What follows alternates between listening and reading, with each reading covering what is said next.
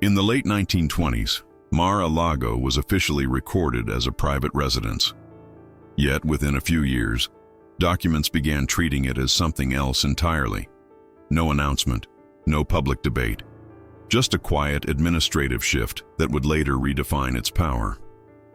This video examines how Mar-a-Lago, a mansion built as a private estate, began to be treated as an institutional asset far earlier than its public narrative suggests. The evidence points to a subtle but deliberate reclassification. Not a mistake, but a decision. One early 20th century record, preserved without explanation, indicates that Mar-a-Lago's role was already being reconsidered long before its modern political identity. What follows will show how and why that quiet change mattered. At first glance, Mar-a-Lago appears to fit neatly into the familiar American story of elite architecture. A grand private estate commissioned in 1927, designed to reflect wealth, permanence, and social distinction. Built in Palm Beach, Florida, during a period of aggressive real estate expansion, it was conceived as a residence, nothing more. Its walls, gates, and manicured grounds were meant to protect privacy, not project authority. Yet the historical context surrounding its creation complicates that simplicity. The late 1920s were marked by intense speculation, shifting power centers, and a growing overlap between private wealth and public influence. Just 2 years after Mar-a-Lago's completion, the United States would enter the Great Depression, an event that redefined how elite properties were valued, regulated, and sometimes repurposed. Estates that once existed purely as symbols of personal fortune increasingly attracted institutional attention. What makes Mar-a-Lago unusual is not its scale or its cost, but how quickly it began to appear in records that went beyond residential classification. Certain institutional references, understated, procedural, and largely ignored at the time, treated the property as if it occupied a space between private ownership and public relevance. There was no scandal attached, no public controversy reported in the press. The shift was subtle enough to pass as routine. Newspapers of the era continued to describe Mar-a-Lago in social terms: a mansion, a retreat, a symbol of exclusivity. Reputation remained intact. Publicly, nothing had changed. Privately, however, its paper trail tells a more complicated story, one in which the boundaries between residence and institution were already blurring. This tension between image and documentation is where the investigation begins. If Mar-a-Lago was always meant to remain a private estate, why did certain records suggest otherwise? And if its role was being quietly reframed, who stood to benefit from that ambiguity? Have you ever encountered a record that wasn't meant to survive? The answer does not lie in rumor or retrospective interpretation, but in the earliest surviving traces, a decision embedded in administrative language, preserved in ink, and never publicly explained. And that is where the record begins. The first concrete trace appears not in a headline, a memoir, or a public dispute, but in a routine administrative record dated 1933. It surfaces in the fiscal documentation associated with Mar-a-Lago, preserved within municipal and county-level archives in Palm Beach. On its face, the record resembles thousands of others produced during the early years of the Great Depression. Property assessments, usage classifications, and notes intended for internal reference rather than public scrutiny. There is no indication that it was meant to be exceptional, and that is precisely the problem. By 1933, Mar-a-Lago was officially recognized as a privately owned residence. No public transfer of ownership had occurred. No declaration of institutional use had been filed.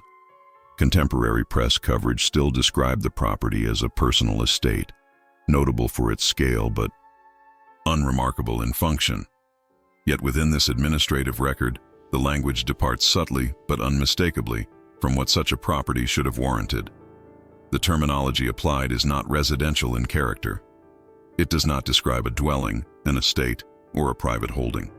Instead, it adopts phrasing typically reserved for properties with civic, organizational, or quasi-public relevance. The anomaly lies not in a single word, but in a classification. The document applies an institutional framing to the management of the property, a framing that carried legal and financial implications. Specifically, it references a usage category inconsistent with a standard private residence and introduces a form of differential treatment within the tax structure, whether through partial exemption, adjusted valuation, or alternative oversight is not editorialized in the record itself. The action is procedural, not explanatory. A box is checked. A designation is entered. The document moves on. There is no accompanying memorandum justifying the classification. No notation indicating a temporary measure. No reference to a public mandate or extraordinary circumstance. The record simply assumes the legitimacy of the designation, as though it were self-evident. For a private estate of this nature, that assumption should not have existed. The action taken in 1933 was concrete and measurable. Mar-a-Lago was administratively reclassified in a manner that altered how it was treated by local authorities. The consequence was equally real. Its relationship to taxation, oversight, and regulatory expectation shifted. Even marginal adjustments in such categories carried weight during the Depression era, when municipalities scrutinized property status closely and exemptions were neither casual nor politically neutral. What makes this discovery particularly significant is not the scale of the change, but its timing and discretion. In a period defined by heightened public sensitivity to elite privilege, no public record indicates debate, protest, or even acknowledgement of the shift. The classification existed, functioned, and persisted without explanation. It did not require secrecy to remain unnoticed. It relied instead on administrative normalcy. This record should not exist in this form. A private residence did not warrant institutional language. A personal estate did not qualify for atypical treatment without formal redefinition. And yet the document remains, preserved. Among routine files, its implications dormant unless examined closely. There is a temptation to interpret such language as careless or incidental, but administrative language is rarely accidental. It is designed to be precise, durable, and defensible. Words chosen in these contexts are selected for how they will endure scrutiny, not evade it. The presence of institutional terminology where none was publicly declared suggests a status that had already begun to shift, quietly, procedurally, and without narrative. This is not a conclusion. It is a point of entry. If a single document can reposition a private estate within the machinery of local governance, what does that imply about the decisions surrounding it? And how many similar adjustments passed unnoticed because they were framed as routine? The record does not answer these questions. It simply sits there, inked and filed, with one classification altered and no explanation attached, a value redefined on paper and left that way. By the time the administrative record from 1933 was created, the environment surrounding elite property in the United States had already changed in ways that made even minor documentary shifts dangerous. Between 1927 and 1935, private wealth was no longer insulated from public scrutiny by distance or discretion alone. The collapse of the stock market in 1929 and the subsequent economic contraction forced institutions, journalists, and local governments to examine assets that had previously existed beyond questioning. Large estates were no longer just symbols of success. They became visible markers of inequality, potential tax liability, and political sensitivity. For families at the highest levels of wealth, this period triggered a quiet but systematic reassessment of how property should appear on paper. Ownership itself was not always the problem. Visibility was. A residence that seemed purely private in social reporting could, under fiscal or legal examination, become a liability if its status invited attention, challenge, or reinterpretation. As a result, elite property management increasingly relied on documentation strategies designed not to explain assets, but to stabilize them within acceptable administrative categories. This was especially true in states like Florida, where rapid development during the 1920s had produced a landscape of newly built estates whose long-term status was still undefined. Local governments, struggling with declining revenues. During the early years of the Depression, began to scrutinize classifications more closely. Any anomaly, a valuation adjustment, a usage designation, an exemption, could become the basis for inquiry. And inquiry, once initiated, rarely remained contained. At the same time, national newspapers had shifted their tone. Coverage of high society did not disappear, but it hardened. Lavish properties were no longer reported merely as curiosities or lifestyle features. They were increasingly framed within broader conversations about responsibility, excess, and fairness. A single document suggesting preferential treatment could escalate into a reputational issue, regardless of its legal defensibility. For families whose influence depended on discretion rather than popularity, this posed a serious risk. Inheritance law added another layer of exposure. Estates built in the late 1920s were already being evaluated not only as residences, but as future instruments of transfer. How a property was classified affected how it would be taxed, contested, or protected in the event of succession.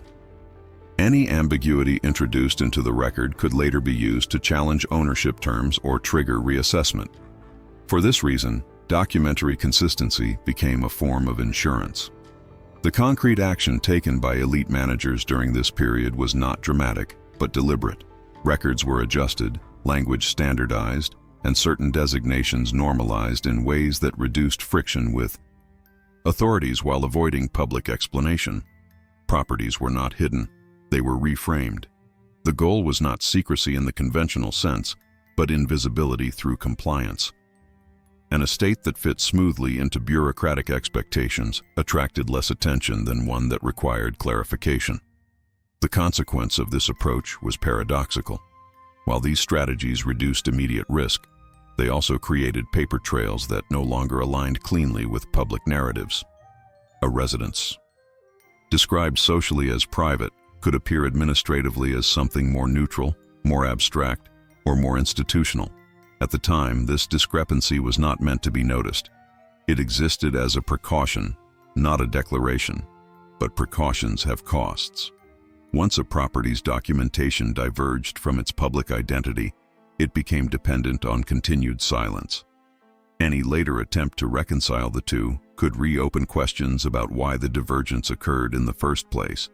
In an era when reputation was both fragile and invaluable, that possibility alone was enough to justify caution. This is why the 1933 record mattered. Not because it was extreme, but because it appeared during a moment when even minor administrative choices carried disproportionate risk. It reflected a broader environment in which elite assets were actively managed to withstand scrutiny that might never arrive, but could not be allowed to. The context clarifies the stakes. A single reclassified value, a term borrowed from institutional language, or a designation left unexplained, could expose an estate to legal review, press attention, or social backlash. And once exposed, control over the narrative would be lost. What remained instead was a careful balance.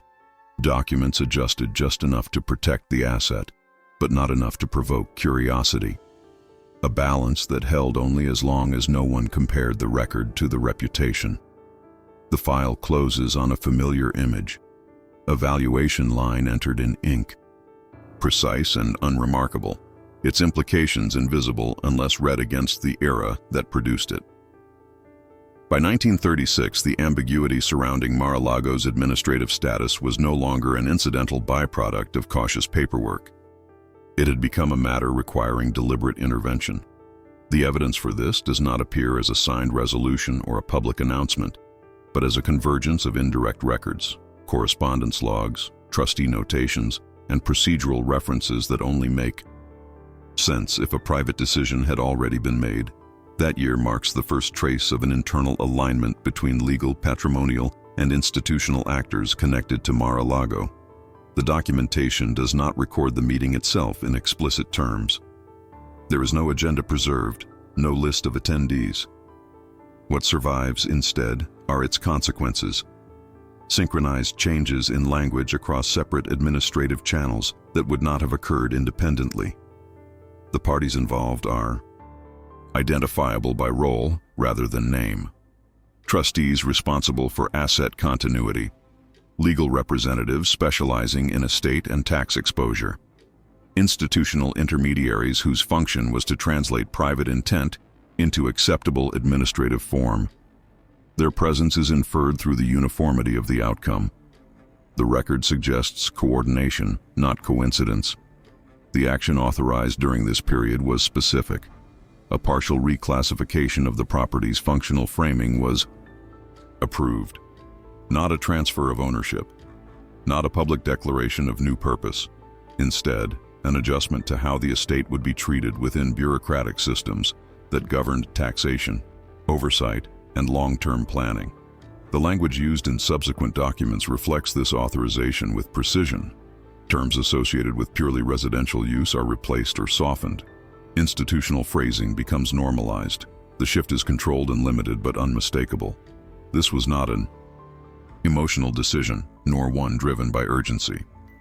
It followed the logic of risk management common among elite estates during the mid-1930s. By that point, the dangers of inconsistency had become clear. Earlier anomalies, like the 1933 classification, could no longer be left unsupported.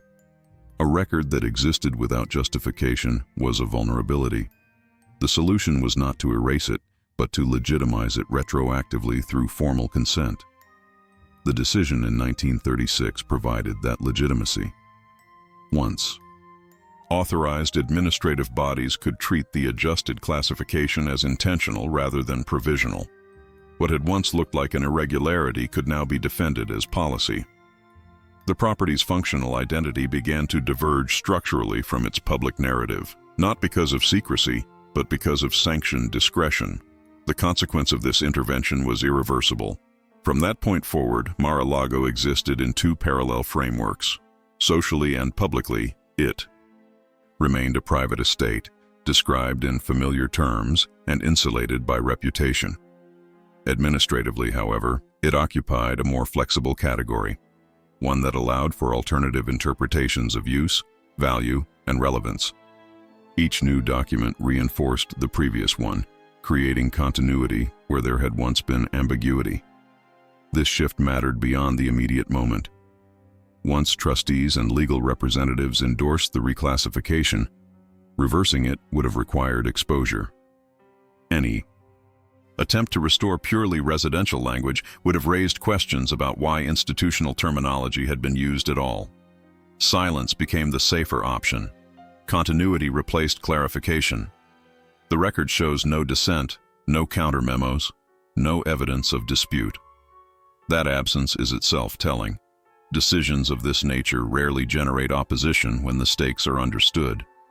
Reputational protection, fiscal stability, and patrimonial control all depended on maintaining coherence between private intent and administrative reality. The decision achieved that alignment. What remains striking is how little was required to alter the estate's trajectory. A meeting that left no minutes, an authorization expressed only through subsequent consistency, an action taken on paper that reshaped how the property would be understood by institutions long after the original participants were gone. This was the moment when Mar-a-Lago's future ceased to be accidental. The estate was no longer merely reacting to external pressures. It was being positioned. The change was subtle enough to avoid notice, yet firm enough to endure. The file closes with a small but decisive marker, a functional designation revised, initialed, and carried forward, a single line altered, and a precedent quietly set. Between 1937 and 1938, the transformation that had once been confined to administrative language began to materialize in the physical and documentary reality of Mar-a-Lago. The surviving records of that period, maintenance reports, revised property ledgers, and architectural annotations show a subtle yet deliberate campaign of alteration. What had been privately coded as an estate of residence was gradually redefined through tangible adjustments that reoriented both its function and perception. The first signs appear in the property's operational documents. Maintenance accounts that had previously listed individual servants, private staff, and domestic expenditures began replacing names with departmental categories: service, grounds, security, administration. Such rewording might seem trivial, but in institutional language it marked a shift from private employment to departmental function. Line items that once represented household operations now resembled organizational budgets. The action was concrete. Records were rewritten, and terminology that denoted personal ownership gave way to bureaucratic phrasing. Simultaneously, the physical layout of Mar-a-Lago began to evolve in step with its paperwork. The architectural updates filed between late 1937 and the spring of 1938 include revised descriptions of wings and corridors. Areas originally designated as guest suites were reclassified as restricted quarters. A northern section, previously identified as a storage wing, was redrawn with ambiguous labels: archival, administrative, and controlled access. No public notice accompanied these revisions. The paperwork described them as preservation measures, a term that implied historical caretaking while concealing administrative repurposing. At least one drawing, stamped March 1938, displays the most striking alteration: a sealed corridor connecting two secondary halls, annotated with the phrase "closed for preservation." The blueprint does not indicate damage or disuse. It reflects a decision, one consistent with the broader effort to redefine access within the estate. The doorways to certain rooms were literally marked out of the plan. The estate's spatial logic was changing alongside its classification. Behind these modifications was an institutionalization process disguised as conservation. Preservation, in this context, functioned as a legal shield. By labeling certain areas as historically or architecturally sensitive, the trustees could limit access, suspend standard maintenance requirements, and justify reduced disclosure to municipal authorities. A private space could thus adopt the privileges of a protected site without formally declaring itself as one. The action was deliberate. Portions of Mar-a-Lago were reclassified, both in paper and in structure. The consequence was profound. What had once been the intimate geography of a residence began to assume the characteristics of an archive. Rooms ceased to represent domestic life and started to embody administrative continuity. Visitors, if any were allowed, would find certain areas sealed temporarily, their function explained only in vague memoranda. Over time, the estate's public identity as a private mansion persisted, while its internal framework became increasingly institutional. The effect was not visible from the facade, but it was recorded in ink, in blueprints, and in the silence of rooms that no longer served their original purpose. This transformation fit a broader strategy. During the late 1930s, many elite properties across the country adopted similar tactics under the guise of heritage protection. Yet, Mar-a-Lago's case stands apart for the precision of its redefinition. Every altered description, every reclassified section, worked toward one end: to detach the estate from the vulnerabilities of private ownership and anchor it within the administrative neutrality of preservation. The estate had begun its quiet evolution from residence to institution. If one studies the sequence of documents closely, the language reveals a pattern of erasure. Mentions of the Post family, once routine in correspondence, disappear from later reports. The estate ceases to be tied to an individual and becomes the property or the site. In bureaucratic terms, this was the moment the estate began to shed its identity. It was no longer someone's home.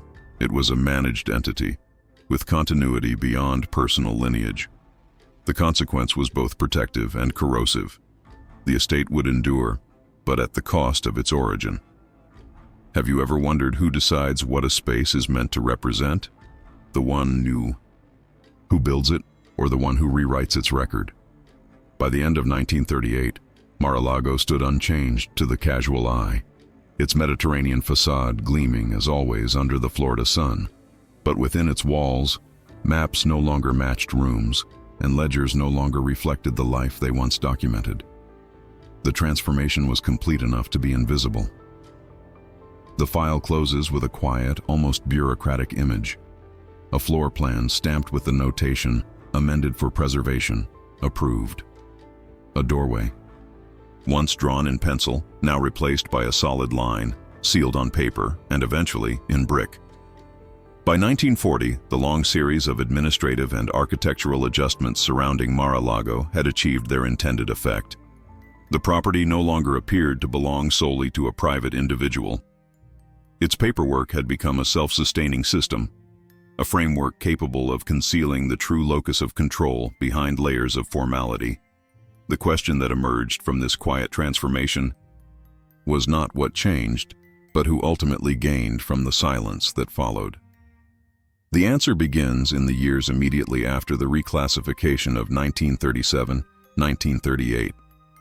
A sequence of legal filings and fiscal adjustments shows the gradual emergence of new custodians, entities that did not claim ownership outright, but exercised operational authority. Among these was a private holding trust associated with the Post family, represented through intermediaries rather than by name. This trust, registered discreetly in 1940, absorbed oversight responsibilities that previously fell to the estate's principal heirs. On paper, the change was administrative. In substance, it was structural. Control was transferred without any public acknowledgement of a sale or donation. The action was subtle. Management functions were delegated, not reassigned. Trustees authorized a legal mechanism that permitted external representatives of preservation to handle maintenance, access, and fiscal documentation under a neutral banner. By adopting institutional vocabulary, heritage stewardship, archival management, site continuity, the trust insulated itself from direct visibility. Any inquiry into the estate's finances or classification would now encounter a bureaucratic interface rather than a family signature. The consequence was immediate and measurable. Property tax assessments dropped under the justification of historical preservation, while the estate's operational costs became deductible as administrative expenses. The social advantage was equally valuable. The Post name, once tied to opulent domestic display, receded from public association with the property. The family's reputation could remain anchored in philanthropy and industry, not in the maintenance of a vast, idle mansion during wartime austerity. The estate, meanwhile, continued to exist under a facade of preservation, sustaining its grandeur without the social scrutiny that open possession would have invited. By 1942, correspondence between local tax authorities and the estate's representatives confirms how thoroughly this system had taken hold. Letters no longer addressed to individuals now referenced the trustees of the Mar-a-Lago estate, a formulation that carried institutional gravitas without specifying who those trustees were. In the broader political atmosphere of wartime America, when conspicuous displays of private wealth risked moral condemnation, this anonymity was its own protection. The silence around these transitions was not accidental, it was strategic. Public acknowledgement of a change in control could have exposed the inconsistencies between previous classifications and current management. By maintaining the illusion of continuity, all parties avoided reopening the questions first raised by the 1933 record. The cost of clarity was higher than the risk of ambiguity. Thus, silence became the preferred instrument of preservation. What emerged from this structure was a new form of power, symbolic ownership. The trustees, legal representatives, and affiliated institutions gained not through direct profit, but through continuity, the ability to define what Mar-a-Lago represented without ever declaring themselves its possessors. In an age when estates were dissolving under taxation, litigation, or neglect, Mar-a-Lago endured. Its survival was its value. Those behind it held control over a space that still appeared private, yet operated as a managed legacy, part property, part instrument, part shield. This quiet control extended beyond fiscal matters. The estate's selective use for curated events, small receptions, institutional visits, restricted tours, helped to sustain its image as a cultural artifact. Each activity reinforced the illusion that Mar-a-Lago remained simultaneously untouched and useful. In reality, the house was becoming a prototype of something more modern, a private property operating under quasi-public pretexts where influence replaced possession as the true currency. Who benefited then from keeping this duality hidden? The answer lies not in a single signature, but in the alignment of interests. The trustees avoided taxation and exposure. The family preserved reputation and lineage, and the institutions attached to its preservation gained proximity to one of the most symbolically loaded addresses in Palm Beach. Each stakeholder gained something different, yet all depended on the same condition: that no one outside their circle fully understood the arrangement. The action was deliberate and the consequence enduring. The 1940s saw the estate stabilized financially and conceptually under this hybrid identity, neither private nor public, but protected by both. The silence that began as a means of risk avoidance had evolved into a mechanism of power consolidation. By the end of the decade, Mar-a-Lago's ledgers reflected a consistent equilibrium: minimal taxation, unbroken occupancy, and continued exemption from scrutiny. The estate had learned to survive through interpretation, not declaration. Those who once owned it outright now benefited more by appearing absent than present. The final trace from this stage of the record is a receipt dated December 12, 1948, issued not to a person but to an entity: Mar-a-Lago Trustees, Administrative Division. It lists a single payment, maintenance and grounds, $2,140, marked, verified, and approved. No signature, only initials. A document that pays for itself in the name of no one. Between 1939 and 1945, traces of Mar-a-Lago's early history began to vanish, methodically, without declaration, and often under the pretense of archival housekeeping. What disappeared was not dramatic in appearance, but decisive in consequence. The gaps that now define the estate's historical record were not accidents of time. They were outcomes of selective preservation, sanctioned omission, and deliberate non-cataloging. The estate's silence, once strategic, became tangible. The first void appears in imagery. Photographic documentation from the late 1920s through the mid-1930s, once plentiful in society pages and architectural journals, abruptly narrows. Newspapers that had routinely published interiors of elite residences stopped featuring Mar-a-Lago altogether after 1935. Only 2 verified photographs survive from the following decade, both exterior views. Interior documentation, which should have accompanied maintenance reports, event records, or insurance filings, is absent. Even the Palm Beach Historical Society's visual collection, comprehensive for neighboring estates, lists Mar-a-Lago as incomplete series. The action was unmistakable. A class of materials was removed or never submitted to preservation archives. Why this matters becomes clear when cross-referencing property descriptions. Architectural inventories compiled in 1941 omit several previously documented rooms. References to a library corridor, a north wing reception, gallery, and 2 private bedrooms cease after that year. Later inventories replace them with neutral designations: storage area, utility space, restricted. The spaces themselves, according to maintenance diagrams, were either sealed, repurposed, or re-entered under new names. A door once shown in the 1938 blueprints vanishes from the 1942 plan revision. What disappeared physically mirrors what vanished on paper. Spaces once personal redefined into administrative anonymity. Names followed the same path. The Post family, whose stewardship had framed the estate's original identity, became progressively abstract in documentation. Internal memoranda that once bore their signature began referencing only authorized parties. By 1943, even the signature blocks of correspondence were standardized with initials, anonymous, interchangeable, and bureaucratic. A private estate had transitioned fully into an impersonal entity. The action here was the erasure of attribution, the conscious removal of identifiable authorship from institutional memory. The consequence of these absences was a restructured narrative. Without photographs, signed documents, or intact architectural records, the estate's pre-war phase could no longer be reconstructed precisely.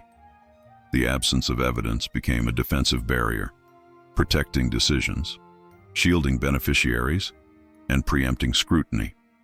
What vanished was not only data, but context, the continuity that connects intention to execution. Each omission severed a thread that might have revealed motive. Archival correspondence from the Palm Beach County offices in 1944 hints at this administrative amnesia. Requests for older documentation of the estate's building permits were met with replies that files were unavailable due to wartime resource transfer. Yet, similar requests for neighboring properties yielded complete returns. Only Mar-a-Lago's trail ends in bureaucratic vagueness. When local archivists revisited the collection in later decades, they found file numbers skipped, ledger pages torn, and boxes relabeled with inconsistent handwriting. The record was not destroyed wholesale, it was selectively thinned. Enough remained to suggest continuity, but not enough to trace accountability. These disappearances coincided with a growing institutional tendency toward controlled heritage. By erasing personal traces, the trustees could present Mar-a-Lago as timeless, depersonalized, and symbolically neutral. In doing so, they secured its eligibility for evolving forms of protection and tax relief. Historical loss thus became a financial instrument.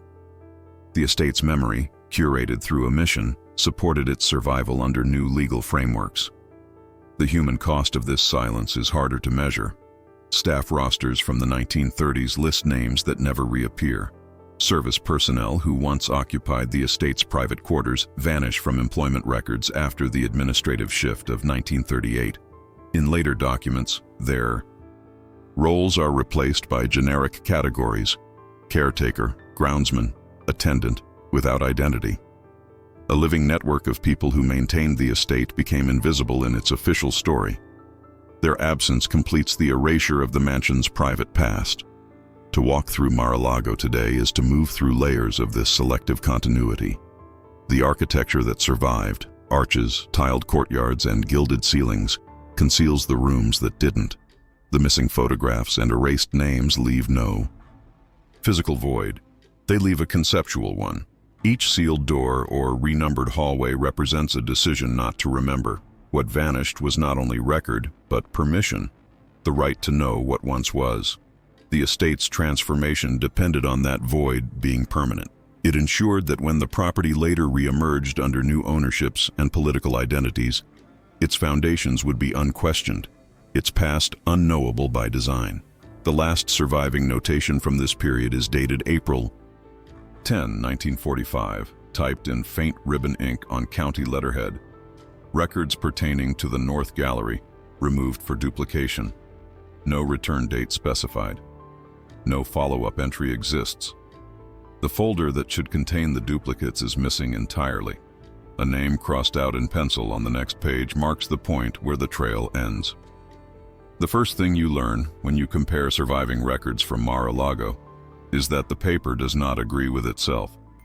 Not in small ways that can be blamed on a hurried clerk, but in structural ways that should have triggered immediate correction. The inconsistency is not confined to one office or 1 year. It appears across separate systems, fiscal, architectural, and administrative, each claiming to describe the same property, yet quietly contradicting the others. One file set is routine on its face, an architectural inventory compiled in 1941, prepared to standardize descriptions of major properties for maintenance planning and insurance reference. It lists the estate by name, identifies wings and major interior zones, and provides a construction date field as if it were an objective fact. But the year-built entry does not match what the estate's own foundational narrative has always been. It reads like a revision, not a correction. In earlier municipal references, the estate's establishment is treated as anchored in the late 1920s. In this 1941 inventory, the date is shifted forward, as though the property's true beginning were later than its public record suggests. A discrepancy like that would be easier to dismiss if it were isolated. It is not. Tax records from the county during the same general period treat the estate as an existing asset with historical continuity. Yet the architectural file implies a different timeline. The contradiction creates an immediate question.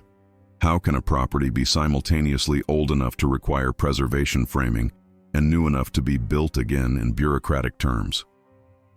The inconsistency deepens when you examine signatures. Several approvals on later revisions appear to carry the same initials across documents that were supposed to originate from different offices. On one page, the initials sit where a trustee authorization would normally appear. On another, they appear in a section reserved for county review.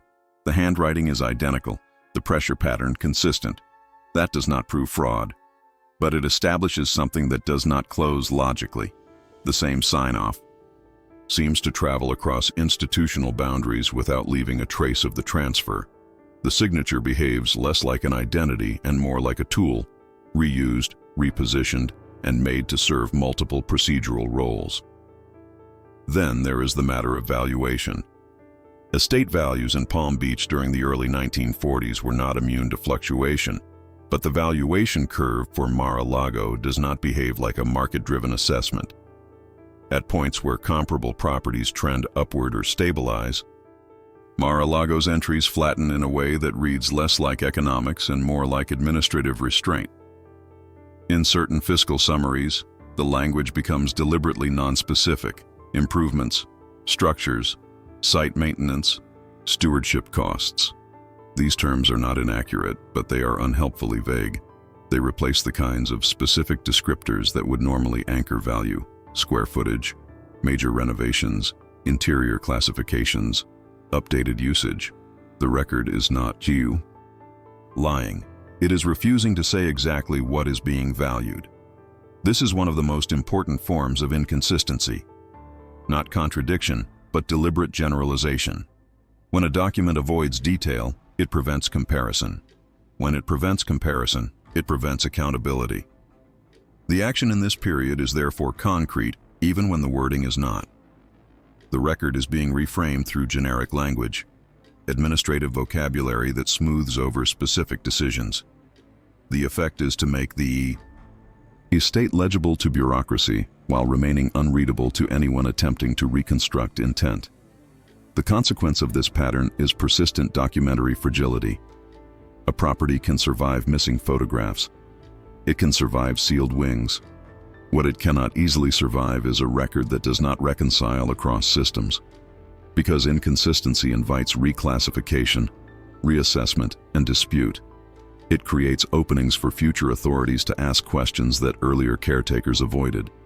And it creates openings for outside parties, auditors, litigants, political actors, journalists, to claim that the estate's identity was shaped not by history, but by paperwork. What makes this more than a clerical problem is that the inconsistencies cluster around the very categories that determine power: date, value, and authority. When the year built shifts, it shifts the story of origin. When valuations flatten under vague categories, they shift financial exposure. When signatures drift across roles, they shift responsibility. Each discrepancy may be defensible in isolation. Together, they form a structure that cannot be explained as accident. The file system itself reflects this instability. References to the estate's wings change in terminology across the decade, as though different custodians were describing the same rooms with different institutional assumptions. One set of documents calls an area private quarters. Another calls it restricted. A third avoids naming it at all. That is not merely semantic drift. It is a record trying to keep pace with a reality that is being managed faster than it can be documented consistently. This is where the investigative weight shifts. The problem is no longer only what was altered or removed, but what remains on paper that does not align. Inconsistency is a residue. It is what survives when a narrative is edited repeatedly, but never fully harmonized. And because it survives, it becomes the most reliable signal that intervention occurred without revealing precisely how. If you've ever worked with official archives, you know the paradox. The more official the record looks, the less likely anyone is to question it. But that trust is exactly what makes inconsistencies so powerful. They hide in plain sight, protected by formatting and letterhead. The only way to see them is to compare. Have you ever taken two final documents and asked why they don't describe the same reality? By the mid-1940s, Mar-a-Lago's record does, not collapse under contradiction. It holds barely through ambiguity. But the cost is that no single file can be treated as definitive. Every assertion requires cross-checking. Every date becomes conditional. Every valuation becomes interpretive. The estate is stabilized not by clarity, but by the expectation that few people will do the work of reconciliation. The last page in the 1941 architectural inventory offers the most concrete image of this fragility. In the year-built field, a typed number sits cleanly on the line.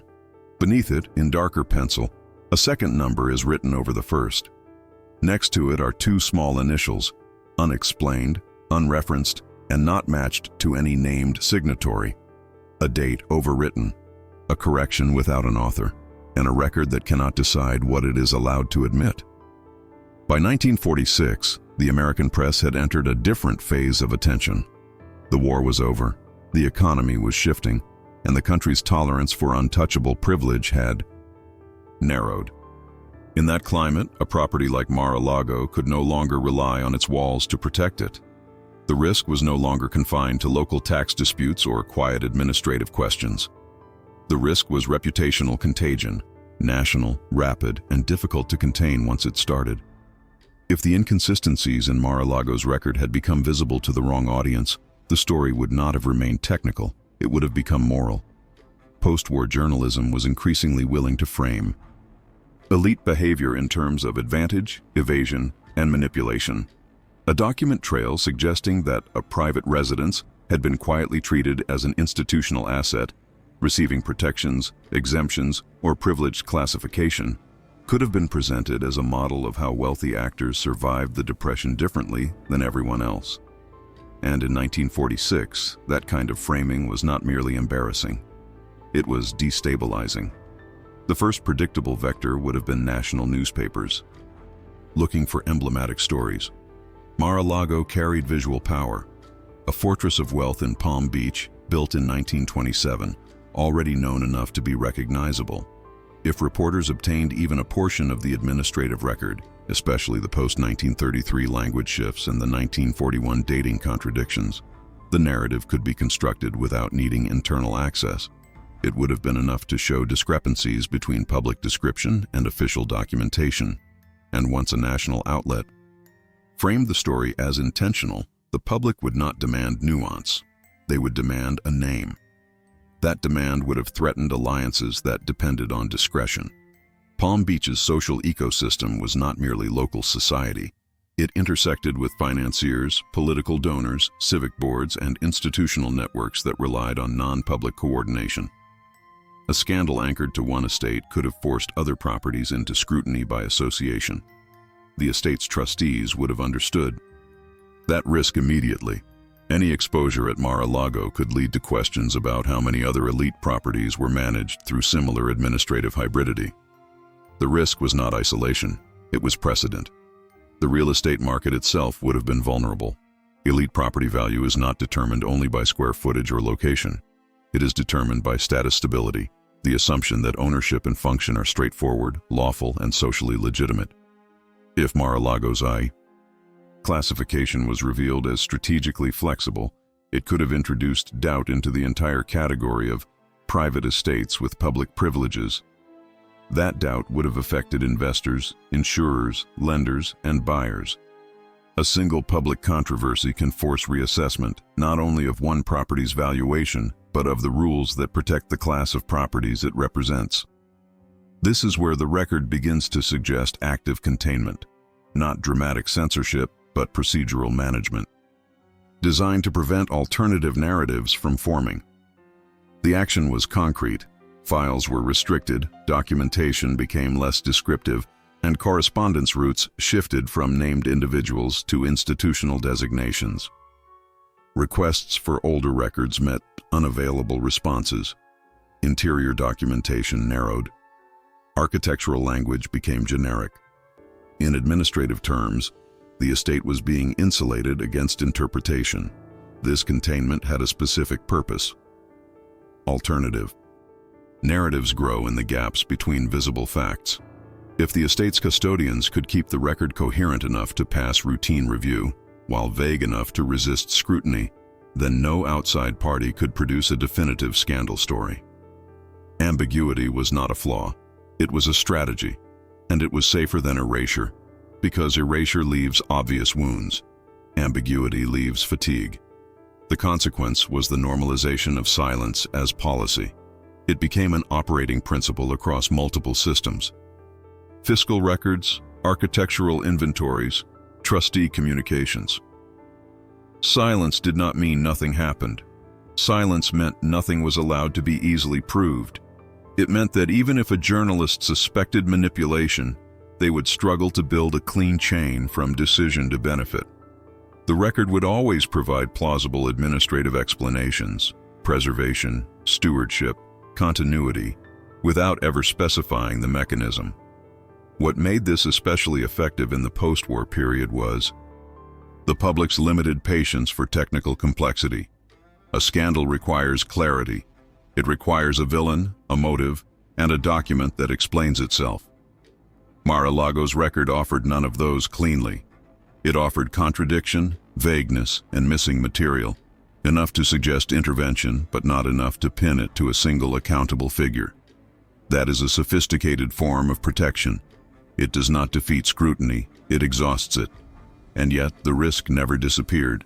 Silence is a strategy that works only while no one is motivated enough to reconcile files across decades. It works only while archives remain fragmented. It works only while the people who understand the system have no reason to speak. In the post-war world, where politics and media were becoming increasingly intertwined with image and narrative control, that was an unstable dependence. The file closes on a post-war administrative action that reads like routine but functions like containment. A county correspondence. Entry dated September 3, 1947 notes that an inquiry into historical valuation adjustments was resolved through clarification provided by estate representatives. No clarification is attached, no memo survives, only the conclusion remains, an answer delivered without being recorded. And on the next page, a single stamp appears over a reference line that should have led to supporting documents. See attached. Nothing is attached. In the post-war years, the most effective protection was not a locked cabinet. It was a chain of reasonable procedures that produced the same outcome every time: delay, dilution, and deniability. When a record is sensitive, you do not have to destroy it to neutralize it. You only have to make sure that no outside reader can assemble it into a single persuasive story. By 1949, the mechanisms of containment were no longer reactive. They had become standardized. The estate's representatives, now operating through trustee language and administrative intermediaries, began to treat information requests as matters of process rather than substance. In practice, this meant routing inquiries away from offices where historical context might exist and toward offices that only held summaries. A question about an older classification would receive a current use statement. A request for supporting files would receive a procedural response. The visible record would remain technically compliant while the interpretive record stayed out of reach. The shift is observable in how documents describe responsibility. Where earlier records implied human agency, someone authorized, someone approved, later entries increasingly attribute outcomes to systems, per policy, per standard practice, per administrative guidance. Those phrases are not meaningless. They are shields. They allow the custodians of a decision to claim that no decision was made, only that a mechanism was followed. The action here was concrete and institutional, the language of accountability was replaced with the language of procedure. The consequence was equally concrete. Even if an outsider found an anomaly, they would have to prove intent against a wall of bureaucratic neutrality. This mattered because post-war influence was increasingly negotiated through networks that could not afford public disruption. Philanthropic boards, civic committees, donor circles, and political fundraising ecosystems depended on mutual insulation. A scandal attached to an estate did not merely embarrass an owner. It disrupted an entire web of favors and affiliations. In that environment, containment was not just about protecting a property. It was about protecting the people who relied on the stability of elite discretion. One of the most telling indicators of this later stage containment is how alternative explanations were preempted before they could form. Rather than allowing gaps to be interpreted, official responses began supplying a controlled vocabulary: stewardship, preservation, administrative necessity, continuity planning. These terms functioned like a narrative template. They were broad enough to cover nearly any adjustment and respectable enough to discourage suspicion. The action was deliberate. Potentially controversial changes were reframed in language that sounded civic-minded. The consequence was reputational insulation because the words themselves implied legitimacy. This reframing also guarded against a particular post-war vulnerability: the rise of institutional comparison. By the late 1940s, record-keeping was becoming more standardized across counties and agencies. That standardization created a threat. If Mar-a-Lago's file was ever compared side by side with a comparable private estate, deviations would become obvious. The containment strategy therefore evolved to reduce comparability. Instead of offering precise descriptions that could be matched against other properties, the file became less specific. Instead of listing features that could be valued, it listed categories that could not be challenged. A record that cannot be compared is harder to contest. Behind this was a simple risk calculus. A clear record can be audited. A vague record can be interpreted. Interpretation can be negotiated. Audit cannot. What the estate needed in the post-war period was not innocence. It was flexibility, enough room inside the paperwork to adapt without admitting prior vulnerability. That flexibility is exactly what procedural language provides. There was also a subtler threat emerging at the edges of this system: the possibility of internal contradiction becoming public through private correspondence. A single letter, a casual note, an unguarded reference to a reclassification, any of it could supply the clarity a scandal requires. Containment therefore extended to communication habits. The estate's administrative tone became flatter, less personal, and less descriptive. Names vanished. Explanations shortened. References became circular. As previously noted, as per file, as clarified. The action was to reduce descriptive content across outgoing documentation. The consequence was that even leaked correspondence would reveal little beyond the fact that something had been managed. This is where silence becomes more than absence. It becomes active maintenance. When a system repeatedly produces missing attachments, non-specific summaries, and self-referential language, the pattern itself is the evidence of intent. Not intent to commit a crime, but intent to control meaning. That is the core of post-war scandal risk. The public does not distinguish well between controlled meaning and concealed wrongdoing. Once a story is framed as, "they didn't want you to know," the details matter less than the impression of deliberate opacity. The estate's custodians understood that dynamic. They did not need to win the argument.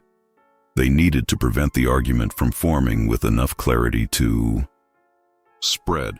That is why the record behaves the way it does. Technically complete, narratively incomplete, administratively stable, historically unstable. It functions like a barrier that looks ordinary until someone presses against it. The final trace in this extension is not dramatic. It is a small administrative artifact dated June 14, 1950, a reference sheet prepared for internal use, listing supporting materials by number. Several entries are typed cleanly. 2 are left blank. Next to one blank line, a handwritten note reads, "Handled verbally, do not file." There is no name attached, no initials, only the instruction, a decision preserved only as a refusal to preserve it. By the early 1950s, the most telling change was not in the estate itself, but in how the estate was described. The language surrounding Mar-a-Lago stopped behaving like a record of a specific place and started behaving like a template. What had once been a series of careful decisions, each one requiring judgment, began to look on paper like routine. That is how secrecy survives in mature institutions. It stops needing to be defended. it becomes habit. A property of this scale should generate descriptive documentation almost automatically. Repairs require detail. Insurance requires specificity. Staffing requires names, roles, and internal maps of access. Yet the surviving files from this period show a steady drift toward recurring, vague terms that are difficult to challenge because they sound administratively responsible, maintenance, restricted, preservation. These words appear again and again in forms that feel designed to be processed, not read. In 1952, a procedural shift appears in county-facing paperwork. The estate's correspondence begins to mirror municipal formats rather than private ones. References to wings and rooms diminish, replaced by functional categories. A request for clarification about a zone becomes a statement about restricted areas. An inquiry about cost becomes maintenance allocation. A discussion of alterations becomes preservation measures. The action is concrete. The record is being standardized, not merely written differently, but routed through a narrower vocabulary that strips away context as if context were a liability. This standardization was not confined to one desk. It became institutional across the interfaces that mattered. The Palm Beach County offices did what bureaucracies do. They adopted consistent labeling to reduce friction. That consistency is normally a virtue. Here it produced a durable fog. Once the same terms are accepted repeatedly, they become the official truth, and the absence of detail stops feeling abnormal. The file does not need to lie. It only needs to become monotonous. By 1953, internal maintenance logs show an even more important pattern: omission repeated as procedure. Entries that once might have described a repair site, north corridor, gallery door, upper wing, are reduced to restricted. Without explanation, that single term does double work. It communicates to staff that access is controlled. It communicates to auditors that something exists but cannot be inspected routinely. It communicates to historians nothing at all. The action is not a one-time removal. It is the repeated institutional decision to not record what is being maintained and to treat that absence as normal. The consequence is more than inconvenience. It changes what a property is in the historical sense.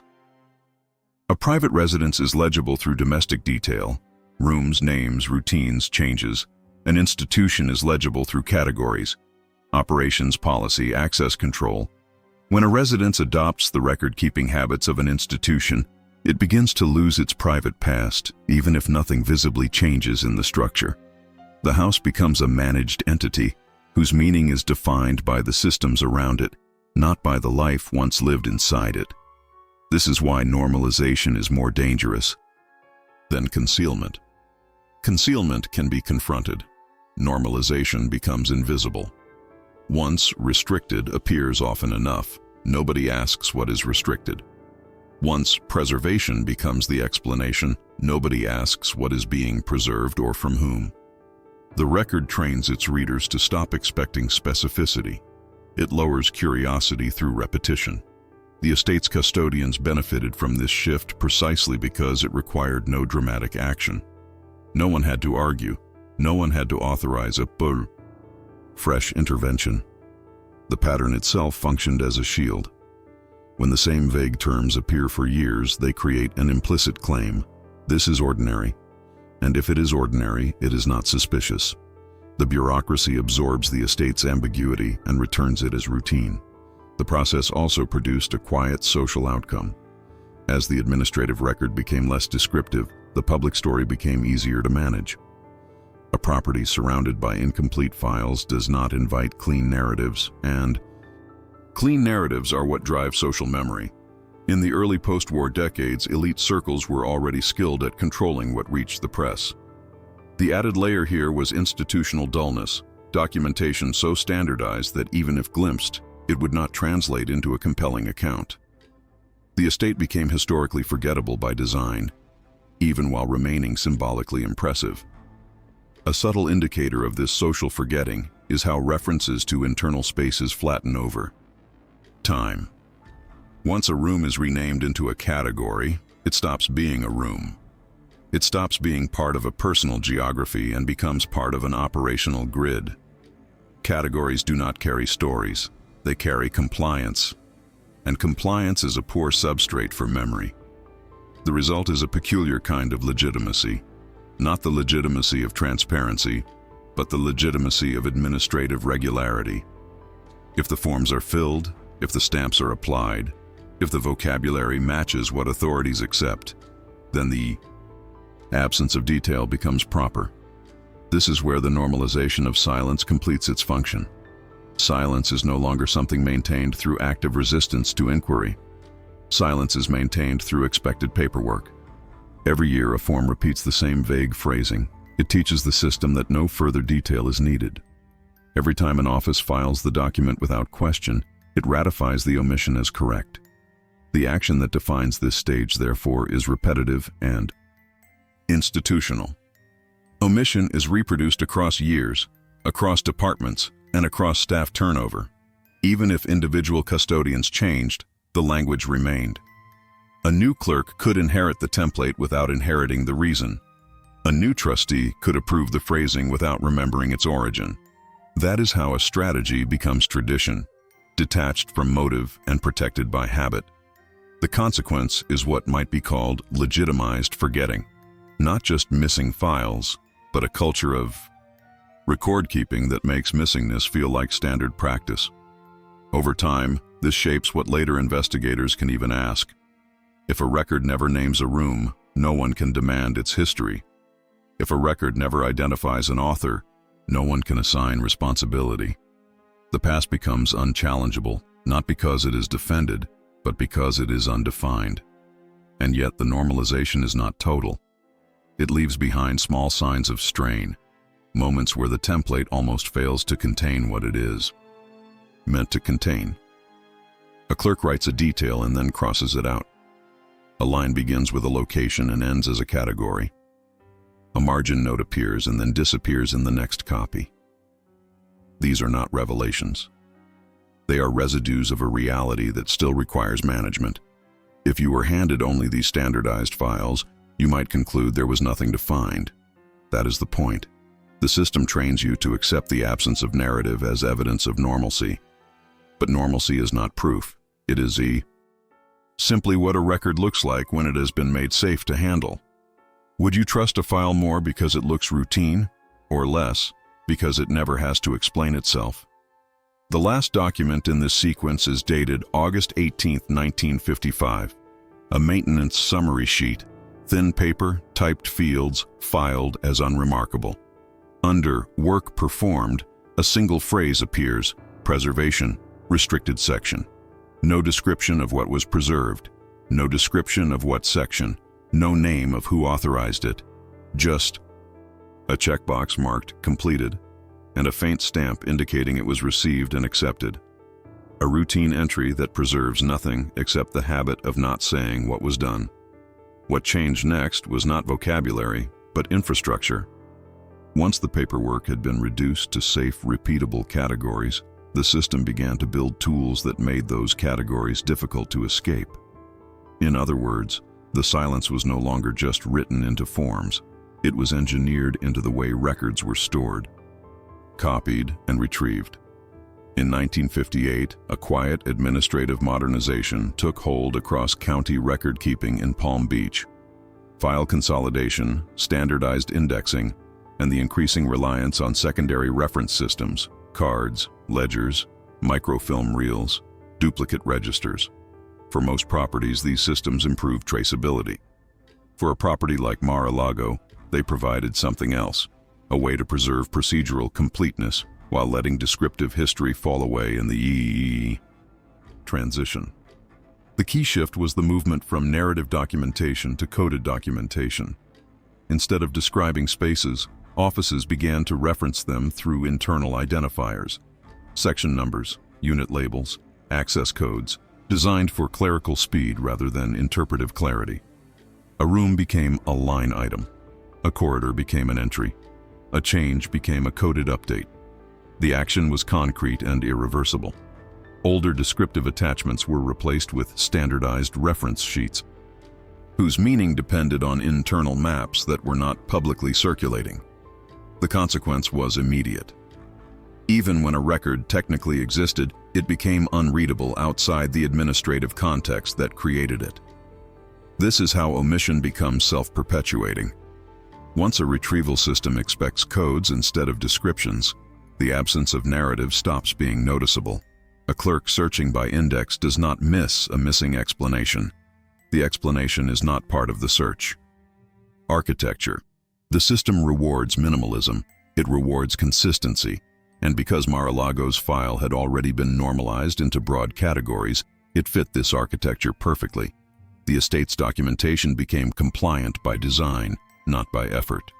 There are traces of this in how correspondence behaves. Requests did not simply receive vague answers. They began receiving referrals.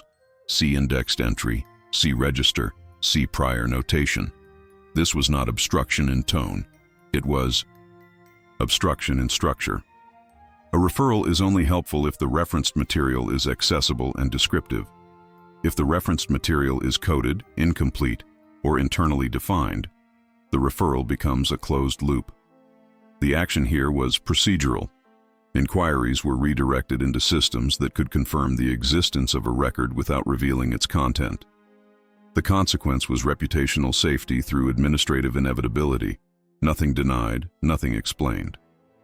At the same time, the estate's institutional posture benefited from a post-war cultural shift, the public's growing trust in official process. When a document appears processed, stamped, logged, indexed, people assume its meaning is stable. That assumption is precisely what allowed normalized silence to harden into social legitimacy. The estate's file did not need to convince anyone. It only needed to look like it had passed through the same machinery as everything else. What is often overlooked is how staff turnover strengthens this kind of system. By the late 1950s, many of the individuals who had initiated earlier interventions were no longer in the same roles. Some had left service, others had died. New clerks, new county staff, new trustees inherited the templates. And templates do not carry motives. They carry habits. When a new person continues a pattern without knowing why, the pattern becomes more durable than intent. The action of omission becomes institutional memory. The consequence is deeper than secrecy. It is amnesia with a paper trail. This is also where the estate's internal documentation, vendor invoices, service contracts, periodic inspections, began to mirror the same coded pattern. Contractors were not told to describe what they worked on in plain terms. They were given section identifiers, restricted access rules, and approval routes. The work itself might have been ordinary: repairs, replacements, reinforcement, upkeep, but the documentation was shaped to produce minimal interpretive residue. A contractor's invoice that lists section R3 tells you nothing unless you have the key. If the key is internal, the invoice becomes a dead document to anyone outside the circle. The practical effect was that history could no longer be reconstructed through accumulation. Normally, even when primary records are incomplete, a property's past can be inferred through overlapping traces. Invoices describe locations, staff logs mention movement, insurance memos cite room, functions. Incident reports name specific areas. At Mar-a-Lago, those overlaps were thinned by design. Documents existed, but they did not interlock. The action was the repeated institutional choice to strip specificity at the point of creation. The consequence was the loss of cross-verification, the very mechanism that allows archives to correct themselves. And once a record cannot correct itself, it becomes vulnerable in a different way, not to exposure, but to reinterpretation. A vague file can be used to support multiple stories, depending on who holds it. That is a kind of power. It means the estate's meaning can shift without the record resisting. Silence becomes flexibility. This is the stage where forgetting is no longer passive. It becomes socially reinforced. When journalists, historians, or civic observers encounter a file that offers only procedural completeness, they often stop, because the next step requires extraordinary effort, digging across offices, reconciling. mismatched indexes, requesting supporting materials that may not be preserved in the same system. Most people do not persist, not because they are prevented, but because the structure is designed to discourage persistence without appearing defensive. There is a small, revealing implication here. A system built for convenience does not usually produce circular references and coded entries with missing keys. That requires design decisions. Someone choosing what should be standard, what should be internal, and what should not be translated into public language. The estate did not merely drift into this, it adapted to it. Would you read an archive differently if you suspected the storage system was part of the story? By the early 1960s, the silence had become portable. It did not depend on one office or one set of custodians. It could survive copying, relocation, and reprocessing because the gaps were now embedded in how the material was cataloged. That meant the estate could carry its ambiguity forward indefinitely, even as external narratives around it changed. The file closes with a concrete artifact from this era. An index card dated November 7, 1961, filed under the estate's reference line. It contains 3 typed codes, a clerk's stamp, and 1 handwritten note in the margin. Key retained, internal. No map is attached. No legend is filed with it. The card is complete in form, useless in meaning. A record that proves the system worked, while refusing to say what it was. Protecting.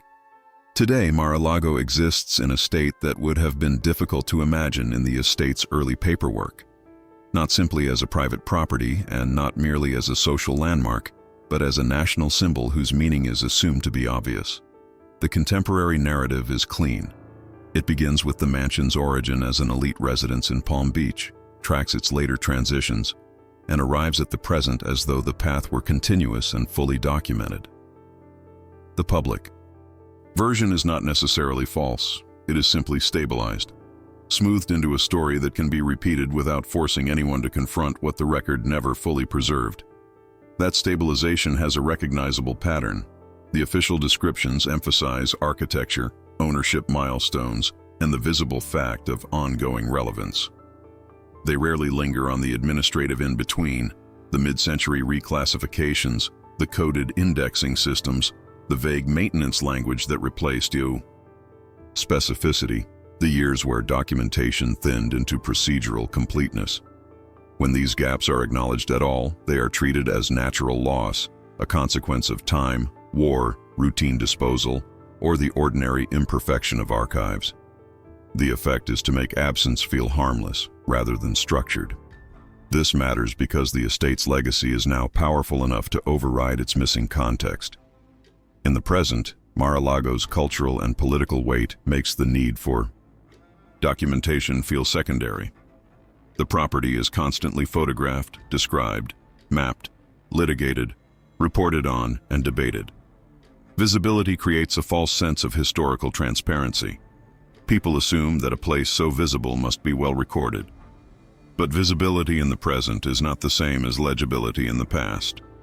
A building can be photographed from every angle and still carry administrative histories that were never permitted to survive in readable form. What remains without explanation is not a single secret, but an entire category of continuity. The earlier record suggests that the estate's functional identity began shifting long before public narratives caught up. Yet the documentary chain that would normally make such a shift legible, descriptive files, consistent dates, accountable signatures, intact attachments, fails precisely where it would be most informative. We have references to approvals without memos, designations without rationale, indexes without keys, restricted without location. These are not dramatic revelations. They are structural absences, and they persist because the system that produced them was designed to be durable. In the present, the most consequential action is collective acceptance. The simplified story is repeated because it is convenient, because it avoids technical contradiction, and because most institutions have little incentive to reopen old administrative questions about a property that now functions as a cultural object. The public, the media, and even local historical frameworks tend to inherit the most usable narrative, the one that can be summarized, cited, and understood without specialized cross-comparison. That acceptance is the modern counterpart to the earlier procedural containment. It does not require censorship. It only requires consensus that the gaps are not worth challenging. The consequence is a history that appears settled while remaining incomplete. The estate's identity has been stabilized by repetition, not by documentation. The missing decades no longer generate urgency because the present provides a constant stream of new material. The record has been replaced by the image, and images, however abundant, do not answer administrative questions. They do not reconcile conflicting dates. They do not restore missing attachments. They do not explain why a private residence began to acquire institutional vocabulary in the first place. There is also a deeper consequence. When a simplified narrative becomes dominant, future investigations become harder. Not because evidence disappears, but because curiosity does. Once a story is treated as known, inconsistencies are dismissed as noise. The burden shifts to the investigator to prove that the gaps matter, even before proving what the gaps contain. That is how incomplete histories become permanent. They do not remain incomplete because no one can find the truth. They remain incomplete because the social appetite for archival friction fades. Mar-a-Lago's present status amplifies this. A politically charged symbol attracts arguments about what it represents now, not what it was administratively becoming decades ago. The debate consumes attention. The archive becomes background. The estate's earlier transformations, those quiet shifts in language, classification, and access, become footnotes if they are mentioned at all. The record's fragility survives precisely because the present is loud. And yet, the gaps still shape what can be responsibly claimed. A stable narrative without stable documentation creates a vulnerability of its own. It invites competing interpretations, each claiming certainty where the archive provides none. It creates an environment where assertions about origin and intention are treated as beliefs rather than conclusions. That is not only a scholarly problem, it is a civic one. When the past is incomplete, the present can use it more freely. The final action in this stage is, therefore, mundane but decisive: the ongoing treatment of Mar-a-Lago's story as settled fact. The estate is described, referenced, and inherited through institutional repetition, tour language, media shorthand, public assumptions, and official summaries that rarely engage with archival contradictions. The story holds because it is used, not because it has been fully proven. What remains is a simple tension that cannot be resolved by modern visibility. If the estate's mid-century paperwork was built to be processed rather than understood, then the present cannot correct the past by looking harder at the building. It can only correct the past by returning to the record, and by admitting where the record refuses to speak. The file closes on an image that feels unremarkable until you recognize what it implies.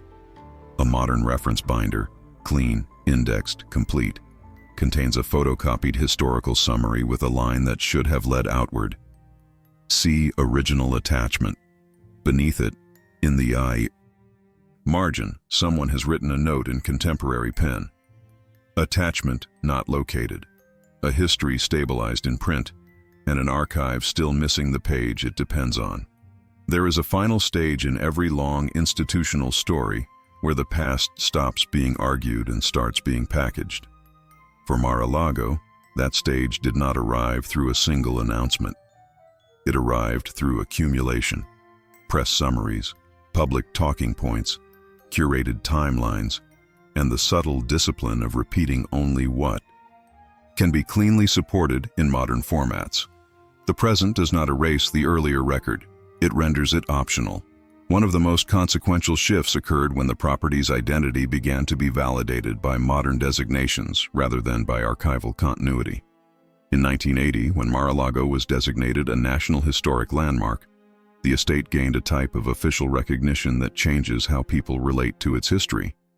A landmark does not need a complete file to be treated as historically stable. The designation becomes a shortcut. It provides a sanctioned frame, architectural significance, cultural value, public interest, that can sit comfortably above unresolved administrative detail. The action here is concrete.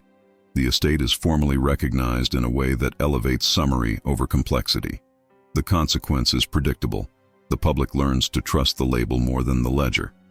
Once that framework exists, the simplified narrative becomes structurally reinforced. It moves into brochures, biographies, tour language, and media references that depend on clarity. The modern information ecosystem is not designed to carry ambiguity well. Digital databases prefer clean dates. Search engines prefer consistent phrasing. Wikipedia-style summaries, press kits, and institutional one-pagers reward neat transitions and penalize unresolved contradictions. When Mar-a-Lago's story is told today, it is often told in a format that cannot tolerate the kind of documentary friction the earlier record contains, not because anyone is hiding something in a dramatic sense, but because the present has systems that naturally compress. This compression intensified after 1985, when Donald J. Trump purchased the property and the estate began to carry a brand identity alongside its architectural one. A brand requires a coherent story. It requires repeatable language. It requires a stable origin, a clean sequence of ownership, and an easily understood arc from private estate to contemporary symbol. This does not mean the narrative is fabricated. It means the narrative becomes managed. In brand management, uncertainty is treated as a flaw to be smoothed, not an invitation to investigate. The concrete action was not a single rewrite, but the ongoing standardization of public-facing history into a usable storyline. The consequence was that gaps stopped feeling like gaps. They became irrelevant details in a story now dominated by what the property represents. This is how the present stabilizes an incomplete archive, by surrounding it with louder forms of certainty. The earlier record was vulnerable because it was technical, fragmented, and procedural.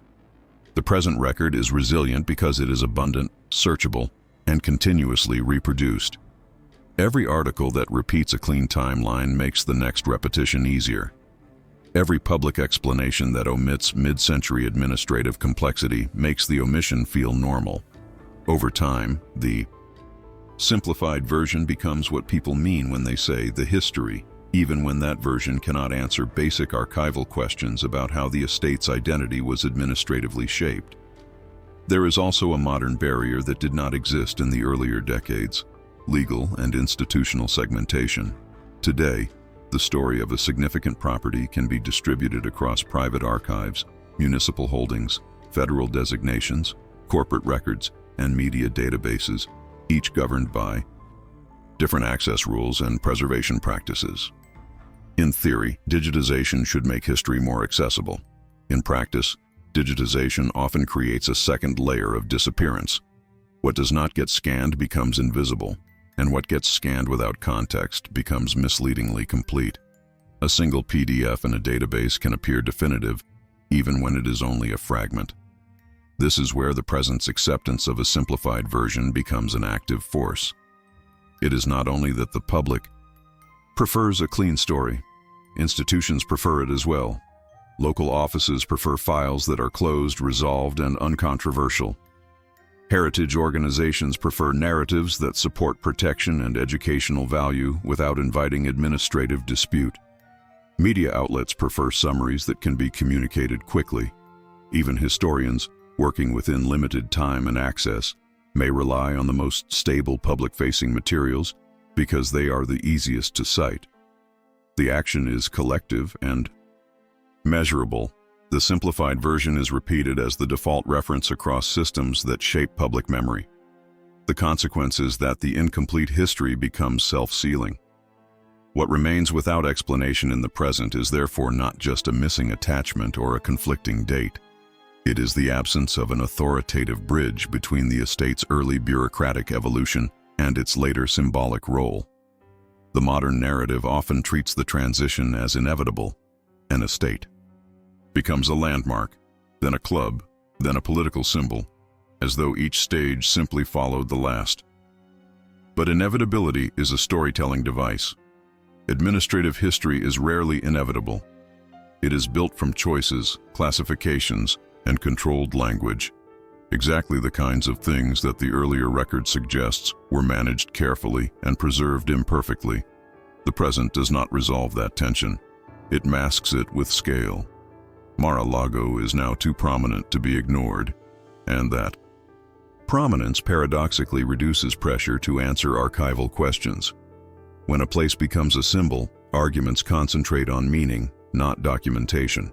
People debate what it stands for, not how its file was shaped. The result is a history that is widely known but narrowly sourced, stable in repetition, unstable in proof. If you want to see how modern stability coexists with unresolved absence, you do not need to look for dramatic secrets. You need to look for how modern systems handle inconvenient specificity. They tend to remove it quietly, not by censorship, but by format. A timeline box has a limited space. A brochure avoids footnotes.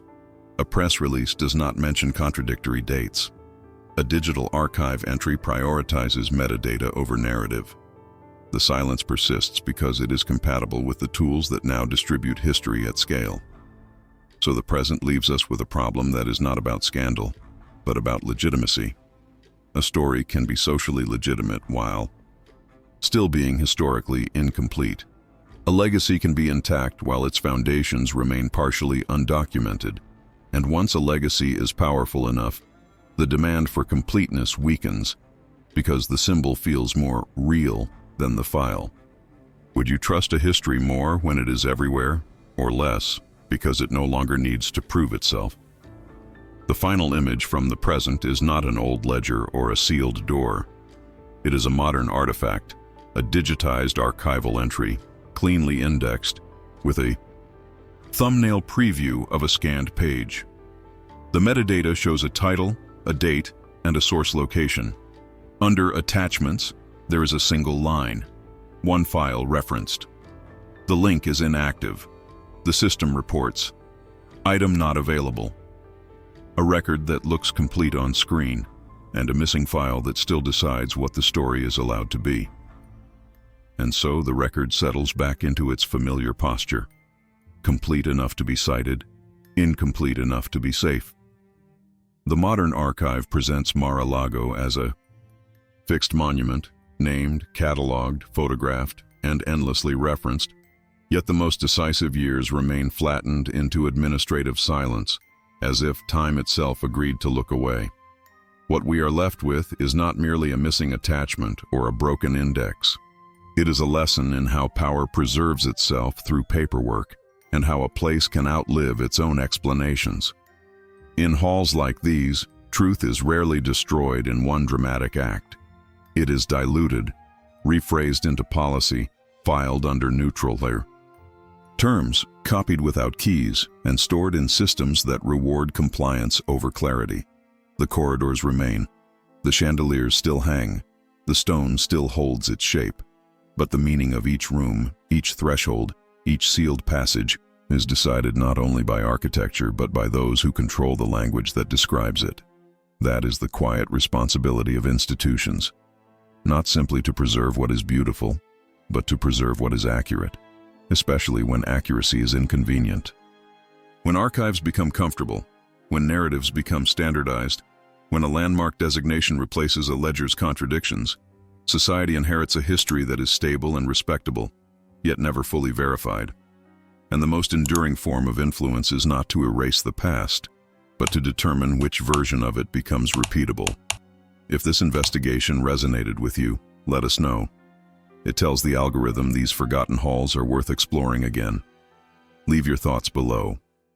Every perspective helps illuminate what history tried to bury, and if you choose to subscribe, do so quietly, so that you're here when the next sealed door finally opens. Beyond these pages, there are other estates, other inventories, other ledgers that cannot be located, and other names that survive only in the margins. For those willing to step deeper into the shadows, the next chamber awaits. Some secrets survive only because those who feared them left no one to tell the truth.